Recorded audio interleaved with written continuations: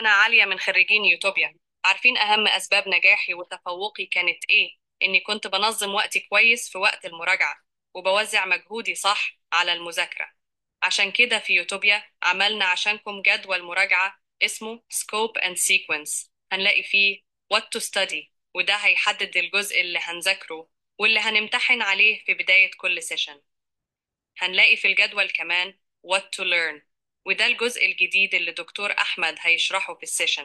وطبعا هنلاقي Homework Assignment، ده الواجب بتاع كل سيشن. الفترة دي مهمة جدا جدا، وعشان كده لازم نبقى منظمين في توزيع مجهودنا ووقتنا. أشوفكم على خير، باي.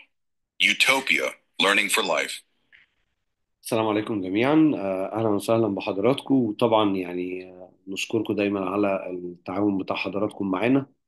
احنا عاملين للولاد برنامج للمراجعة بيبدأ من يوم 14 ديسمبر بالتوازي مع شرح الأجزاء اللي لسه لم يتم الانتهاء من شرحها.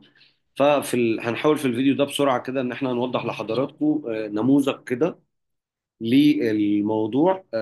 السكوب اند سيكونس بيكون اسبوعي، وهنفترض مثلا ان احنا هنبدا مع السكوب اند سيكونس الخاص بمثلا جريد 4. افترض ان انا ابني في جريد 4. سيشن ايه بتبقى السيشن الاولانيه في الاسبوع اللي هي سيشن يوم السبت. تمام. بالنسبه مثلا لجريد 4، طبعا في مجاميع مثلا زي جريد 5 و6 تبقى سيشن ايه بتاعتهم يوم الاثنين. ماشي، بس احنا هنشرح الاكزامبل دلوقتي على سيشن على جريد 4، واحنا بقى نطبقه بعد كده على حسب مواعيدنا بقى سبت وثلاث ولا اثنين وخميس. تمام. طيب، بالنسبه لجريد 4، حصه يوم السبت او سيشن يوم السبت عندنا وات تو ستادي دي. ده جزء ريفيجن. تمام، هما المفروض بعد ما يروحوا يوم السبت يكونوا بيرجعوا على جزء قديم اللي هو كونسبت 1.1. المفروض ان كونسبت 1.1 ده هيمتحنوا عليه اونلاين اكزام يوم الحد تاني يوم على طول. فاذا هنلاقي عندنا هنلاقي عندنا جزء تاني هو what to learn. ده النيو ليسون اللي هم خدوه يوم السبت او اللي هياخدوه يوم السبت. تمام. والمفروض ان هم بيدرسوا معانا مثلا كونسبت 2.2 اللي هو ثيم 2 كونسبت 2 وليسون ايه ليسون 3. طبعا الاوتوماتيك هم الولاد عارفين ان احنا بمجرد ما انتهينا من دراسة الدرس ده بنحل على طول عليه الليسون ايه كويستشنز، يبقى ده الهوم ورك بتاعنا اهو. طيب، نيجي بعد كده للسيشن يوم الثلاث. برضو هيراجع جزء قديم اللي هو كونسبت 1.2، هيمتحن عليه يوم الاربع اللي هو وينزداي. وبعدين هيكون الشرح الجديد عليه كونسبت 2.2 وليسون ايه ليسون 4 هيحل عليه الكويستشنز في الهوم وورك. والمفروض ان احنا عندنا يوم الجمعه ايه اللي هيتم يوم الجمعه مكتوب هنا في العمود ده. طب بالنسبه لجريد 4 مكتوب لهم هنا اونلاين سيشن اكسبلانيشن، يبقى دي كده حصه شرح اونلاين هنشرح فيها كونسبت 3 ليسون 1.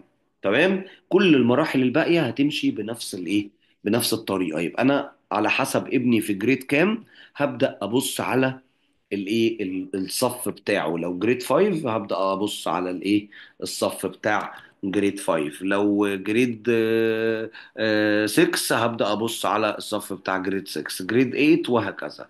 تمام. واللي عنده اي استفسار برضو انا تحت امر حضراتكم. زي ما قلنا السكوب اند سيكونس ده صلاحيته ايه صلاحيته اسبوع واحد فقط. فهنلاحظ ان كل اسبوع يعني من الاسبوعين بتوع المراجعه ليه سكوب اند سيكونس خاص بيه. ده ان شاء الله يساعدنا في نهايه اسبوعين الشرح نكون كمان انتهينا من المراجعه بتاعت جزء محترم وكويس قبل ما نبدا في فتره بقى الضغط الكبير من اول شهر واحد. وان شاء الله ربنا يكتب لهم الخير والتوفيق باذن الله. آم، احنا ليه مضطرين نعمل ده؟ عندنا طبعا اكتر من حاجة. مفيش اسهل من الكروتة وان اولادنا يتكروتوا وان احنا نقول الكلام بسرعة ونشرح بسرعة واي كلام. لكن ربنا ما يرضاش بالكلام ده خالص. احنا اهم حاجة عندنا ويمكن دي اكتر حاجة حضراتكم بتجيبوا ولادكم عندنا عشانها هي ان الولاد تفهم. فاحنا مش هنتخلى عن ده، ان الولاد بتاخد القيمة الأهم من شغلنا هي إنها تفهم. لكن زي ما حضرتك شايفين كده إحنا بقى عندنا مينيمم جنب الشرح بتاعنا من امتحانين لثلاث امتحانات اسبوعيا. فصدقوني ده مجهود كبير جدا جدا جدا بعمله انا والفريق بتاعي في يوتوبيا.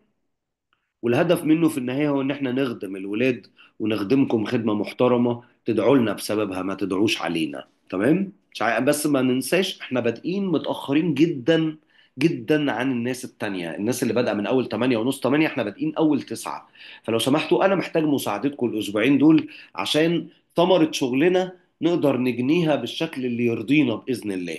تمام؟ فلو سمحتوا انا محتاج مساعدة حضراتكم، ونوضح لأولادنا الكلام ده ونوريه لهم. وأتمنى يا رب الفيديو ده يتشاف، وأتمنى إن اللي يشوفه للآخر، يعني بشكره جدا طبعا إنه شافه للآخر، ولكن يعني يديني رياكشن كده يعرفني إنه شايف الفيديو ده. وكل الشكر لحضراتكم، والسلام عليكم ورحمة الله وبركاته.